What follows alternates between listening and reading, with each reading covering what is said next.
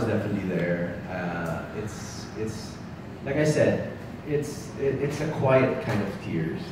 I would like to think, at least from my perspective, it's a it's just very internal. It's not so external where it's just too much.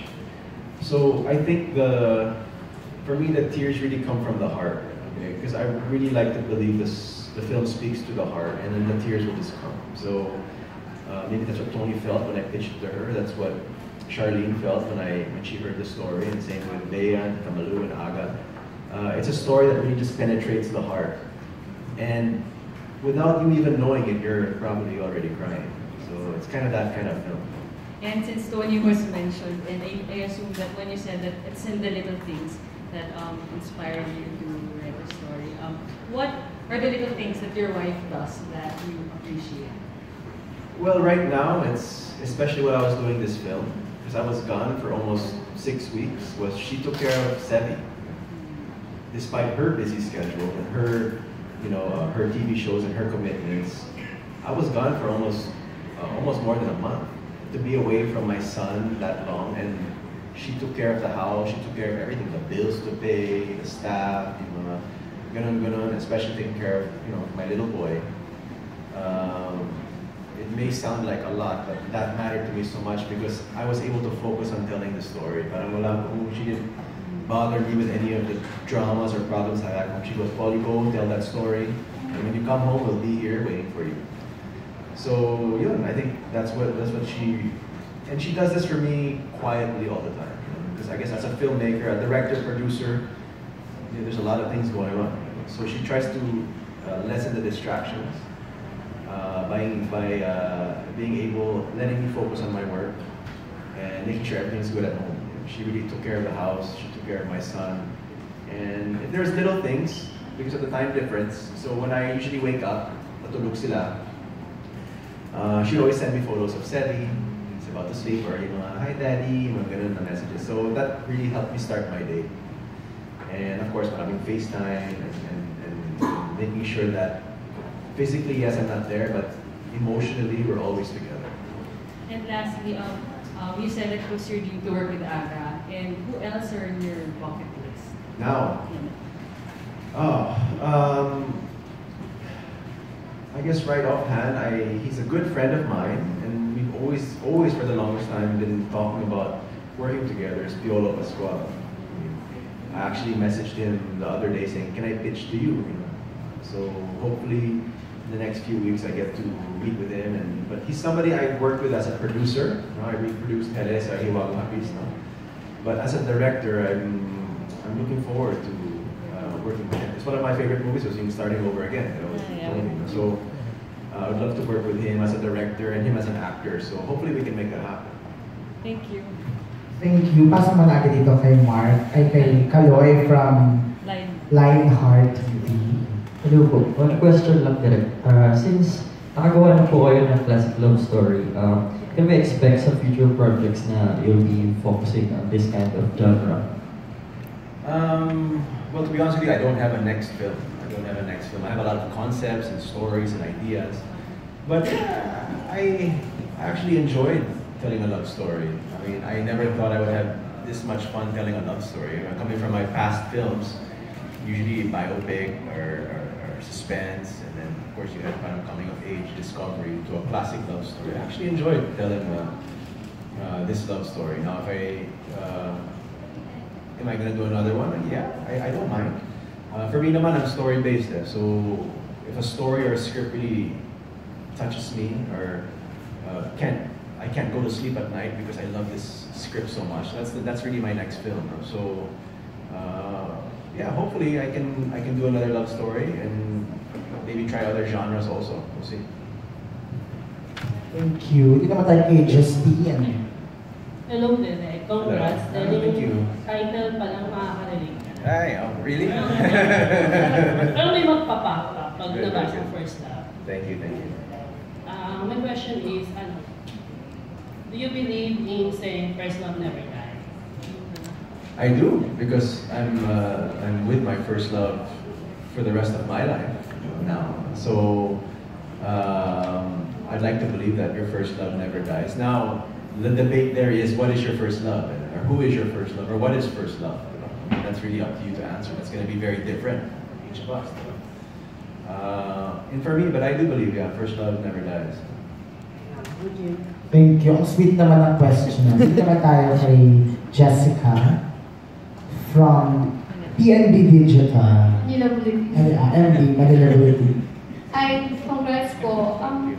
Direk Paul, lahat ng explain mo kanina, it seems like First Love is one of your dream movies to create. How does it feel like now that it comes to life na? And it's about to show at cinemas nationwide in October 17. Well, that's the best part about being a filmmaker, is being able to put what's in your imagination onto the big screen. That's always the biggest challenge. You know, everybody has ideas. We all have ideas. I would like to think we're all creative, but not, it takes a lot of hard work, you know, just good old hard work to be able to bring that imagination into the big screen. And the hard work that was brought into this film, and put into this film, I believe was all worth it. It was, you know how they say, naman, when you dream, make sure it's larger than life. And when I had this dream of working with an Agamula and then Abea Alonso, wow, parang in my dream it's easy, but it's not, it's challenging. It took a team effort here. It was a great collaboration of many talents to make this film happen, not just myself. And that's why I'm so excited to share this with you next month, is because this is actually, for me, since parang 2014 pa to, in-dream ko to. Now, why didn't it happen sooner? Because I really believe that everything has the right time. And it was just the right time for this film to happen. In my career, it was the right time to work with Aga, it was the right time to work with Bea, and so on October 17, I believe everybody will feel, sana, a love that they've never felt before. After this film po, may another genre of movie ba kayo that you want to create? In top of my head, if it's another genre,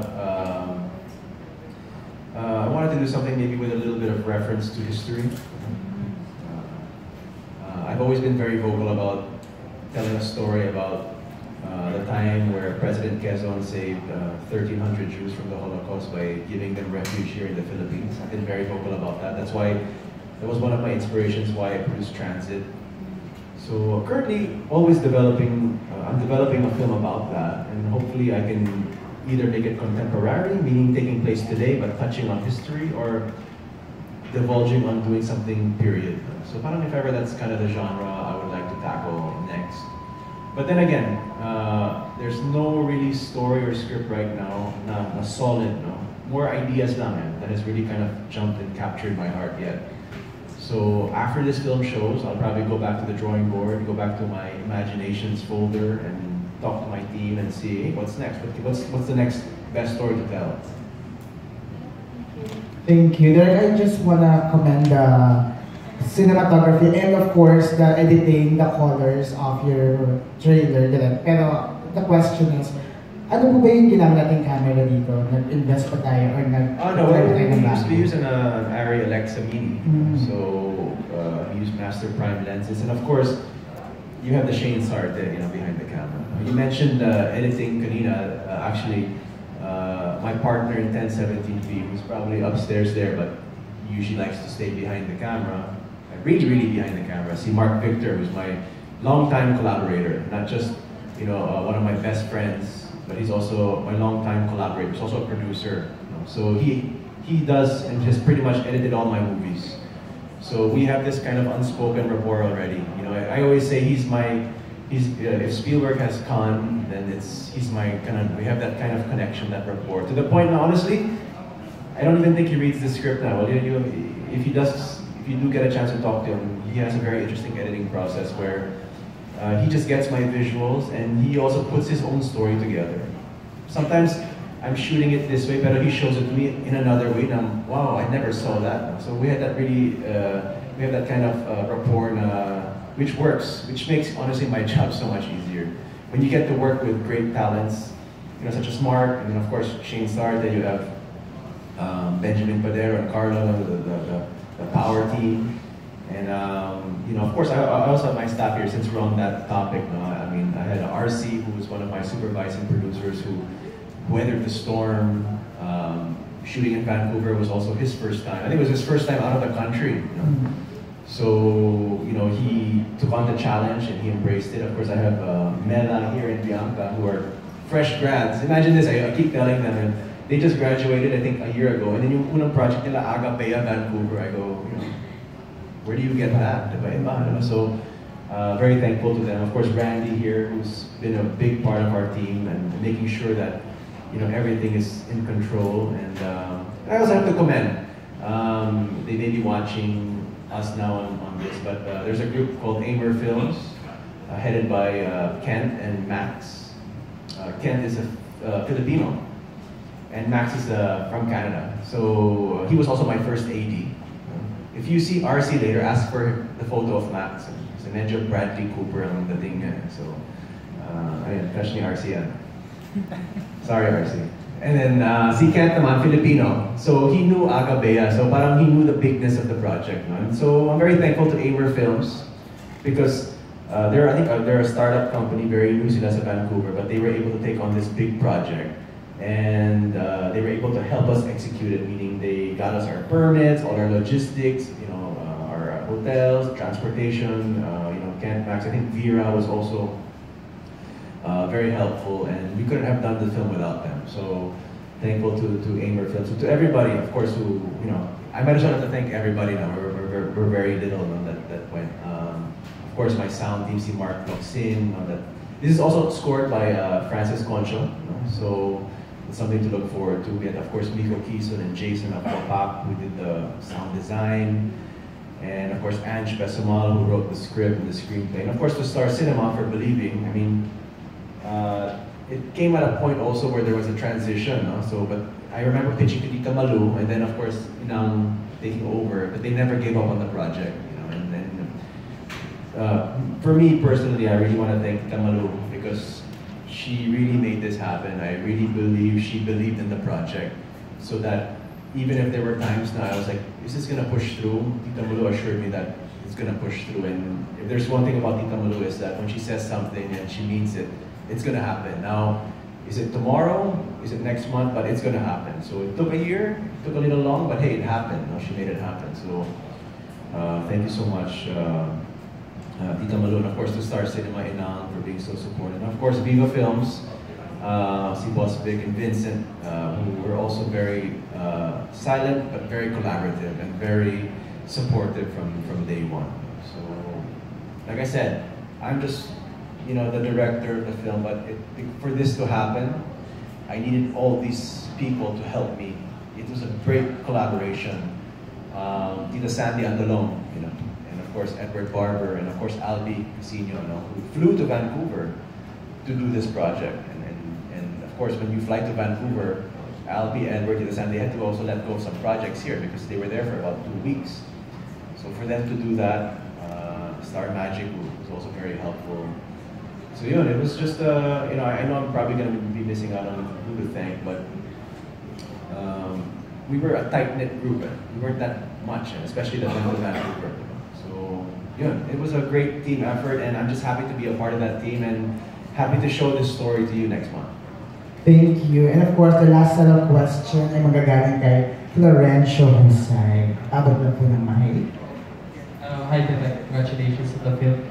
Question ko lang first is, yung nagkaroon ng behind the scenes about First Love, nakita nila na iba yung mukha ni Bea dito. She had short hair and Aga has, hindi nga, medyo scruffy ang mukha niya. So was that really intentional for the film?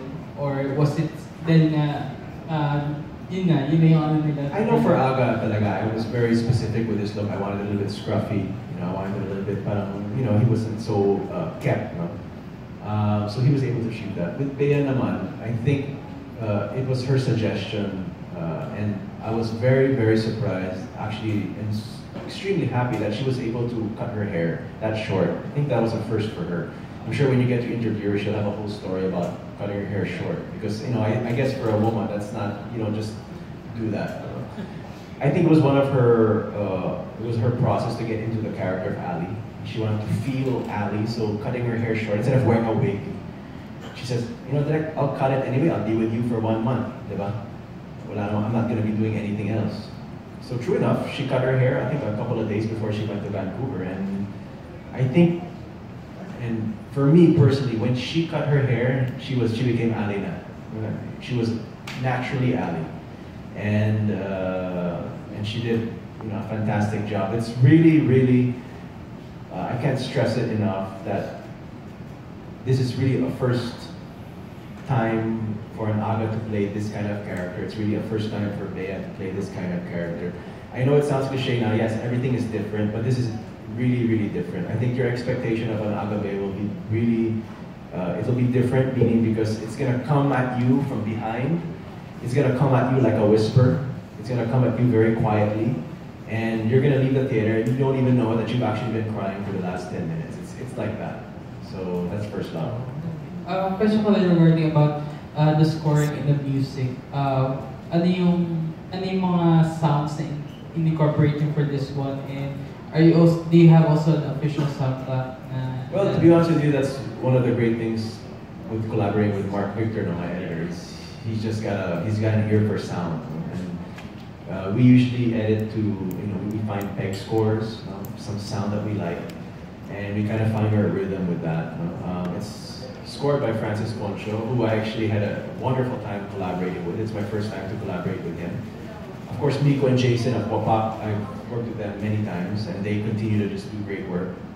In terms of the soundtrack, well, the film takes place in Vancouver, right? So we had to find a sound that's a little bit kind of contemporary that can complement Vancouver. So we do have some foreign tracks.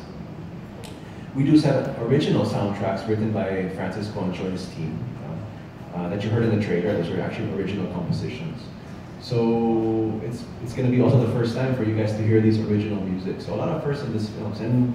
And the scores were just right. Sakto lang yung scores. Again, it's one of those things where you don't even know it's being scored, but it's there. And I think Francis just kind of nailed it. Of course, we collaborated, and then I think it's something also to watch out for. It's the original score for this film. Thank you very much. Thank you so much. Ayan, there you have it. Maraming. Yes, please, everyone. First Love, starring Aga Mulak, Bea Alonso, Sandy Andolong, Aldi Casino, and of course Edward Barber. Directed by me. It's a 10/17 Star and Viva production. And what really makes it special for me, guys, is October 17 is also my birthday. And I love to receive gifts on my birthday. Maybe if you find it in your heart, please watch it. October 17, it'll be the best gift I've ever received. And it's also hopefully a gift that I can give to you guys, that you enjoy it. And I really believe it will be worth every peso, and it will be worth every minute of your time to go through and experience the journey of Nick and Ali, First Love. Thank you, guys. Thank you so much.